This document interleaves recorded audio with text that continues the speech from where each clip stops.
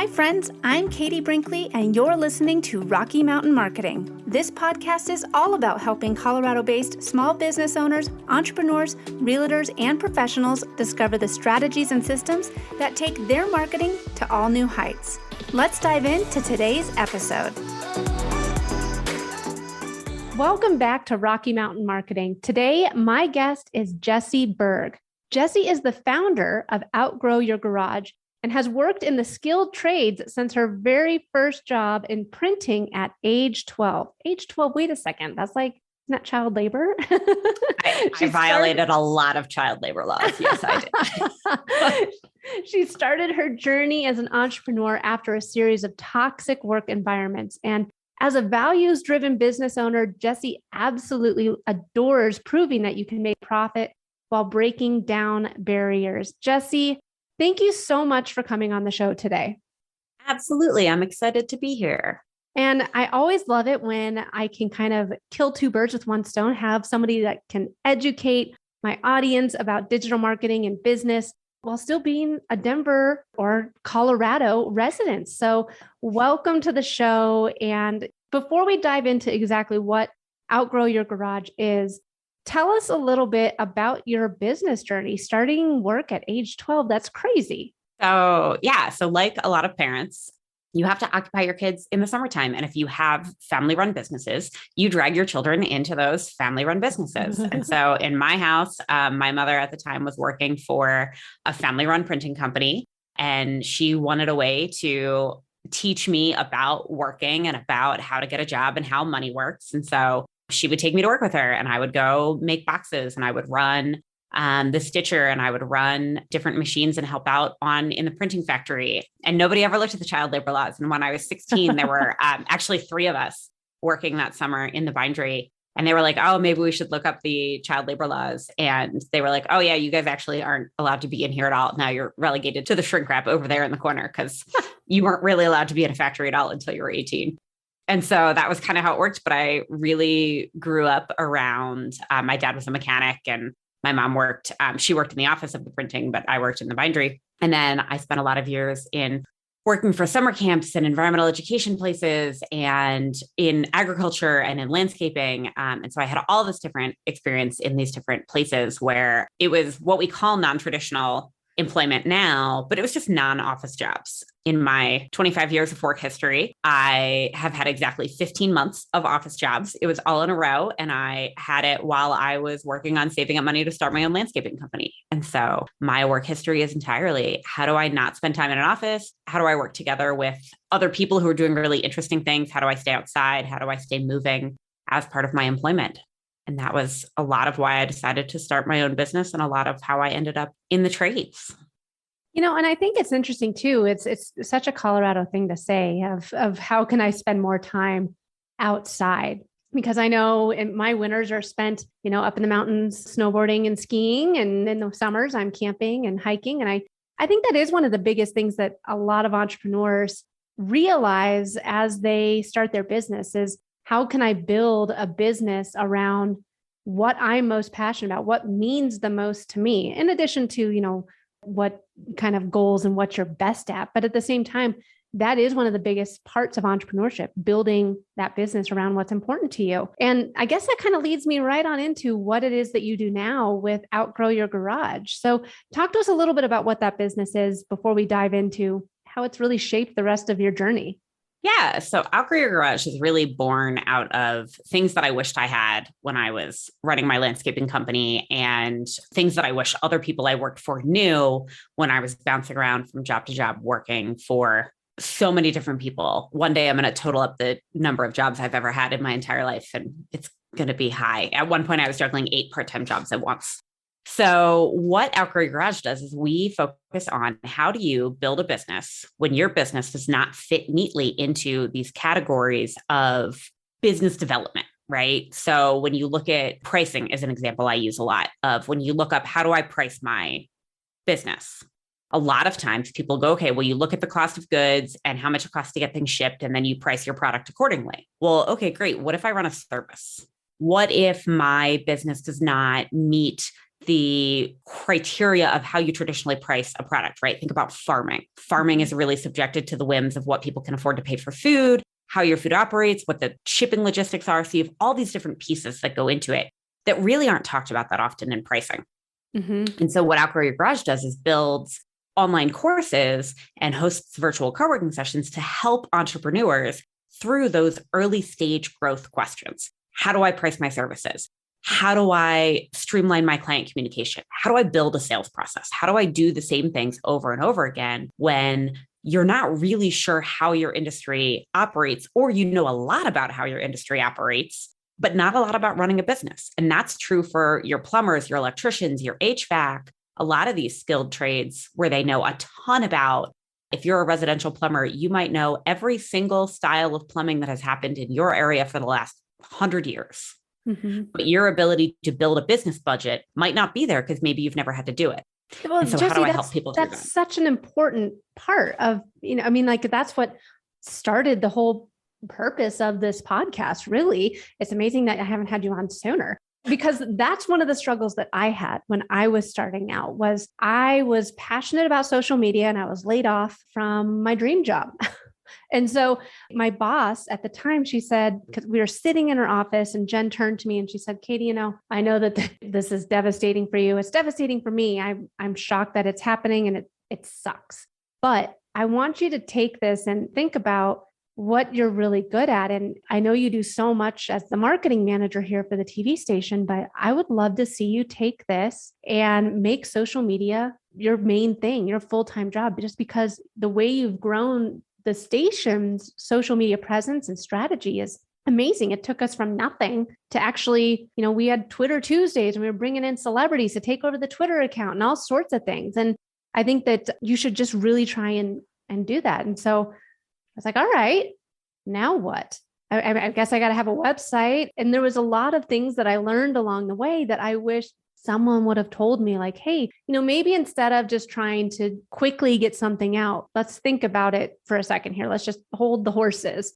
And if it wasn't for so many different business owners that were 2, 5, 10 steps ahead of me, that just gave me the gift of their time to share their entrepreneur journey, what mistakes they made, what they would do differently, I wouldn't be where I am today. So I think that what you're doing with Outgrow Your Garage is extremely beneficial, especially for people in the trade industry, because a majority of the people in the trade industry, they're a one-man show or one-woman show. And how do you do all the things and grow your business so that you're not the one scheduling the calls, you're not the one doing the work, you're not the one trying to do the marketing? How do you do it?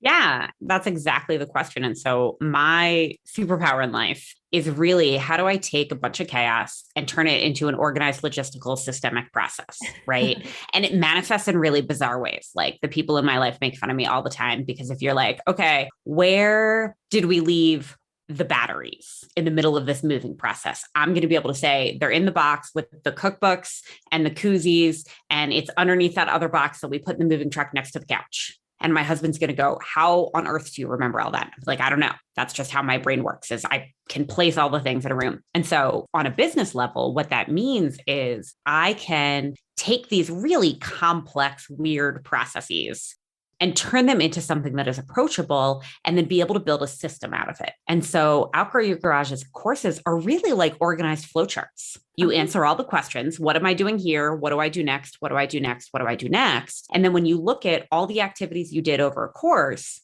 suddenly you have a process, whether that process is our client communication course that's out that takes you from the initial client contact of, what do I need to ask a client at the initial contact? And then how do you manage that communication through your entire project, all the way to that final invoice and follow-up of, please leave me a review on the internet. And so if you write that whole process down, it becomes so much easier to bring someone else in to answer the phones or help with your communication. And so everything works like that. I just released a course where we're looking at, how do you set up your budget and how do you set up your pricing? And part of that involves correlating the terms we use for business budget, your gross revenue, your gross profit, your net profit, all these words that we hear, but we don't really know what they mean. And how do you correlate them to the things you spend money on in your house?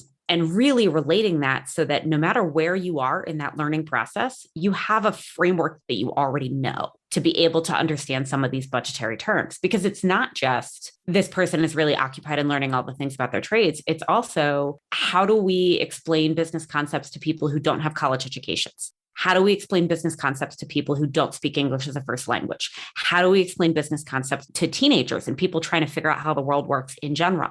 So all of these different pieces are things that I try to address in Outgrow Your Garage to really bring it down to what is an approachable way to build a system out of the things you're already doing. Well, and I think that it all comes down to systems and processes. And I've had a couple other guests come on to the show to talk about these systems and processes. Why do you think that getting these systems in place is essential for entrepreneurs when they're just getting started, but even after they're well established, having these systems and processes in place are essential? Yeah, there's a couple reasons for that. One is, and the biggest one is that as an entrepreneur, you're problem solving all day, every day. That's what you do. Things come up, you figure out how to handle them. And whether you're a solopreneur or whether you have a staff of 10 or 50 or 100, your job is to figure out what is happening in your company and how to make things flow smoothly. And if you are having to solve the same problems over and over and over again because you didn't build a system, that's all that mental energy wasted that you then aren't able to focus on how to grow or how to build a work-life balance or how to achieve your professional goals, whatever the rest of your life looks like. So you want to make sure you're doing the same thing every time, because then you don't have to think about that. So that's the biggest thing that I always recommend. Yeah. And it's very similar with what I teach with social media strategy, is just getting into that system, that process, that routine of creating social media content every week or every month and setting aside that time, because then when you create that habit, it's just a part of the whole process. It's a part of what you do on a regular basis. What do you think that one of the biggest mistakes is that business owners make when they are just getting started? You need to really think about who your demographic is and who you want to serve. It's really tempting to say yes to everything when you first start, and you certainly will say yes to more things than you're eventually going to do. But you want to make sure that you're kind of honing in on who your target demographic is, who your market is, who you're trying to serve, especially in the services where if you're a house cleaning company, right? Are you residential? Are you commercial? Are you going to focus on move-in, move-outs? Are you going to focus on ongoing cleaning and janitorial services? Are you going to focus on caring for the elderly? What is your goal? And how do you want to handle that? And I think it's really tempting to say, oh, I got this opportunity over here. I got this opportunity over here. And you chase every shiny thing. And so you really have to hold that idea of this is what I want to do. On the flip side, you also have to be willing to shuffle that if what you really want to be doing is not something people are going to pay for. When I started my landscaping company, I really thought I was going to be doing vegetable garden coaching. And a year later, I was running a full service landscaping company with weeding and not a vegetable garden to be found. So that's how it goes sometimes. But I really loved that also. So you have to find a good balance of that.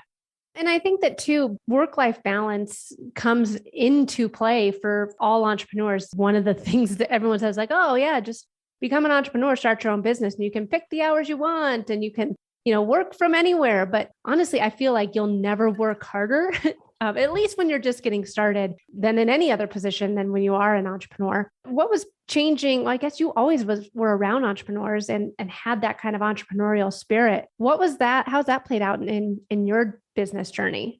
Yeah. So one of the things that is true about me specifically that isn't true of all entrepreneurs is that I'm actually a really lousy employee. I have a lot of opinions. I don't like to do things that I disagree with, and I just kind of don't do them. I've argued with my bosses about what I think should be happening. I like being able to set my own hours. I like being able to fluctuate between a bunch of different tasks. And so the end result of that is like, I'm actually not a very great employee, but I do spectacular as an entrepreneur because I'm good at that visioning piece and then outlining a plan to get there. And so what I think is true of a lot of entrepreneurs, though, is you don't go into entrepreneurship if you have other choices, right? There are a lot of easier ways to make money.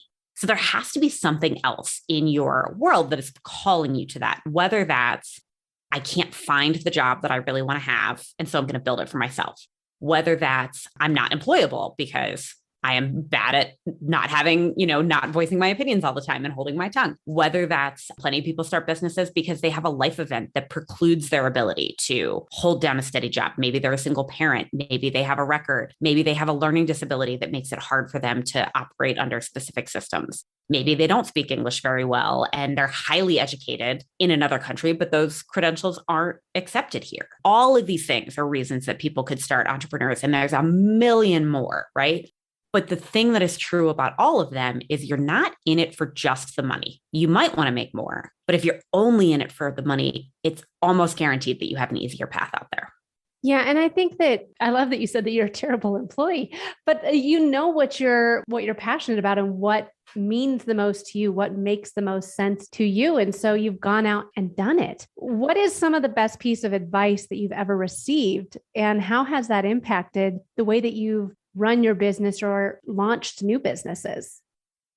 I struggle with this question a lot.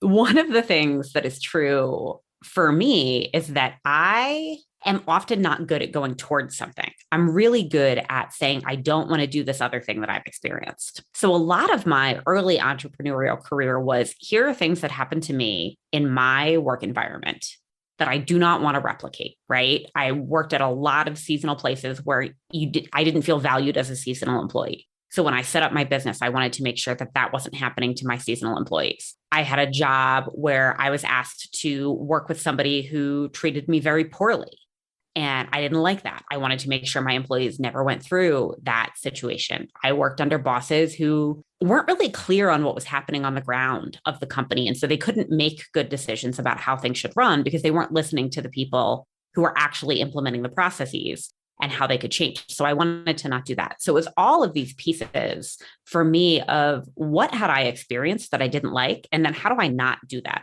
As I've grown, now I have these other amazing companies I can look at and say, I really want to do that. Otissa Eads runs an HR consulting company and does amazing work in the Denver metro area around DEI stuff.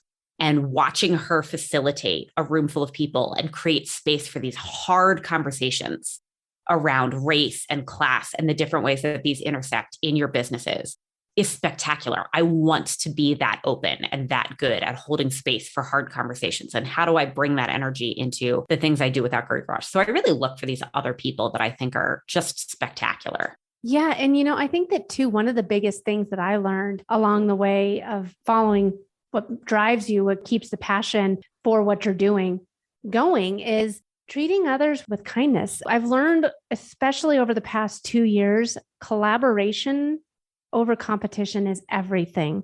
It's what has helped me grow my business. And I think that I was talking with somebody, I don't remember who it was, and they were saying like, oh, it was a past coaching client. And they were saying like, well, I just, why would I give away everything that was in my course for free on my on my Instagram? And I'm like, well, I'm not saying just to publish the course on Instagram, but I'm saying distribute parts of what you're teaching, distribute parts of the value that you can give them away, in little micro pieces of content. And they said, well, then why would anyone buy the course? And I was like, do you have any idea how much content they'd have to consume and all the podcasts they'd have to listen to, all of the blogs that you wrote, all the social media posts that you pushed out? Do you have any idea how much they'd have to consume? And they're like, oh. And I think that is one of the best ways there's enough business to go around for everyone. And when you are doing collaboration, when you are treating others with kindness and trying to network and thinking of others when you are growing your business, it helps grow your business. Absolutely. And the scarcity mindset versus the abundance mindset is really, I think, a thing that really plays into how we set up our businesses, and something that I'm seeing a lot more push towards as I find people building out businesses. And this idea of there are plenty of people out there in the world. And I am in a business where dear Lord, I wish I could find a competitor. I wish I could find somebody else who was doing the type of programming that I'm doing in the market that I'm doing and targeting the people that I'm doing, because I think it's so needed. And I don't think there's enough people who are handling it on a level where very small businesses can afford it. Mm-hmm. But I love making connections with coaches and with other people who are providing broader small business content and all these other places that I can send people for content I'm not going to build, right? I'm never going to build content where I talk you through how to build a WordPress site. I'm not going to do it. I want to bring in somebody else who already does that and say, hey, people who are in my Outgrow Your Garage network, you really should have a website for your services business. Clients really want that. Here is a person who is an expert in that and can help you do that. We're going to run this workshop. Here's the pieces. No, and I love that. I didn't mean to interrupt you, but it just made me really think about when you said the WordPress website. What is one of the biggest things that you think so many of your clients are misled about? Do you think it's, you should be on Thumbtack, or you need to build a WordPress website? Or what's one of the biggest things that many of your clients are doing that you'd say, actually, let's take a step back and let's do this as step one? I think the biggest thing that happens in the trades and services is that there's not, particularly if you work in residential spaces, but also in commercial spaces, is there's not a good way to market yourself at the beginning, right? It's actually really hard. Yeah. We exist in a society where whenever anybody says, I'm looking for a contractor, you're immediately met with a collective groan. You think you're going to get scammed. You think you're going to have this terrible client communication experience. You think that they're going to be really hard to get a hold of. You think that they're not going to take credit cards. It's hard to figure out if they're a real business because so many people don't have a website. Maybe they have a phone number. I had a painter a while back who did a spectacular job painting my house. I had a referral from another contractor that I know. But when they came in to paint my house, the only way I could communicate them with text. And if I called their phone number on their business card, I actually got the voicemail of, you have dialed XYZ phone number. Please leave a message at the beep in Spanish. And so if I didn't already know they were an actual legal functioning business, there's no way I would have hired them. Yeah. And so these basic kind of things that you just don't think of in terms of making your business look legitimate to a client, I think is the biggest hurdle for your early stage trades business. And I think they think it's expensive to do a lot of those things. But it's $8 a month, I think, for a Gmail that has your business ending. So it could be info@paintersplus.com. Painters Plus is the name of one of our sample businesses that we use in Outgrow Your Garage when we talk about how our concepts apply to this painting business. And so info@paintersplus.com is a great email, and it tells your clients that you are an actual business. You check your email, you do these things. You're not just somebody with a pickup truck. And so that's a really hard leap, I think, for a lot of tradespeople, because technology is really intimidating. Nobody goes into the trades and services because they want to look at a computer all day.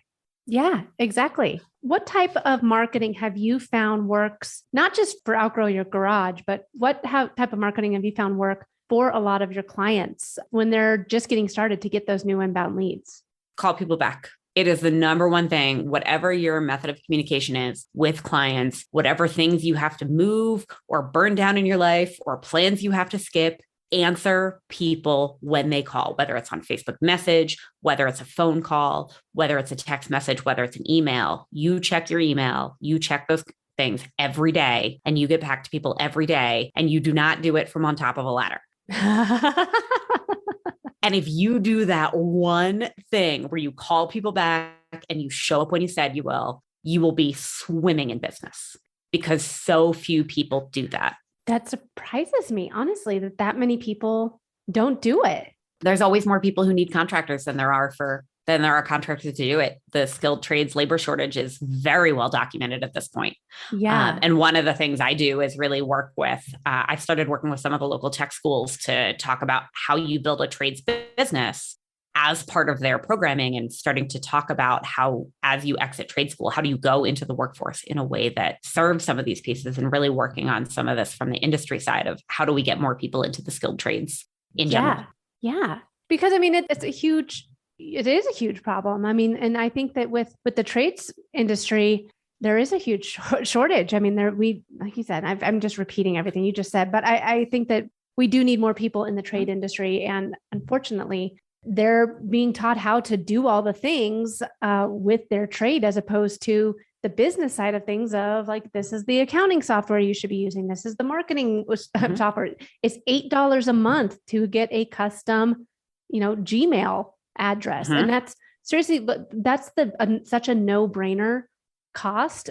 I don't understand why, if I do see someone with a Gmail address, I'm like, oh, that's like one of the quickest ways to make you take that step from point A to point like, yeah, hey. It's because people think it's hard and they think it's going to be expensive.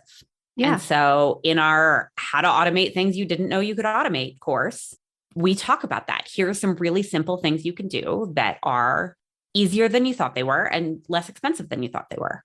And then one of the things that is economically true, we all know that these small local community businesses are who creates jobs in our communities, right? And so the more we can do to support these small service-based companies so that they can get from 1 employee to 5 employees, that one person just created 4 jobs. Yeah.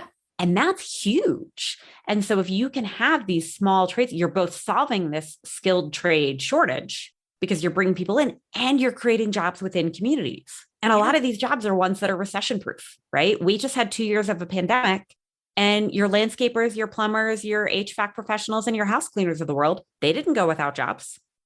Yeah. They probably were busier than ever. And so those types of jobs, they have a stability and a pay increase and an ability to create upward mobility that not all jobs have. And so if you don't want to spend time at a computer all day, great, go into the trades, go into the services, start a business. A lot of them, you can do it with a pickup truck and some gumption. Yeah. Well, Jessi, I could talk with you all day about this because we are so in alignment with, I think, a lot of the business struggles and some of the misconceptions. But before we end our talk today, before we end this podcast, if someone is listening right now and they are just they're having a hard time going from being in their garage and just trying to get the referrals in, what's the biggest piece of advice that you'd want to give him or her as they're starting this business and entrepreneur journey? Look for the resources. And so a great place to start is, in fact, the Outgrow Your Garage resources page. We collect a lot of resources that are helpful for small businesses who are trying to grow, from the Small Business Development Council websites to the Small Business Administration's free mentoring program to business launch and accelerator programs that are both local to Colorado and as we find them outside of Colorado. But really look at those resources that are available to you. There's probably more than you think. And so finding those and asking for help. If you ask for help, you will find it. And then the other piece that I've actually found really helpful recently, which I don't love Facebook, but man, I have put so many things out on Facebook recently of how do I grow this business? How do I do this piece? How do I figure out this technology option? And somebody else has stepped in and been like, here's what I do. And that support has been amazing.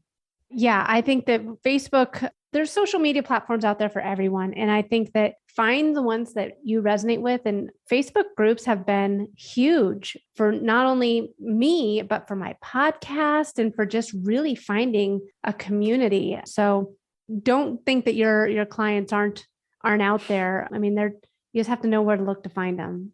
So. And that can be hard, but yeah, build yourself a community wherever you can find it and ask for help.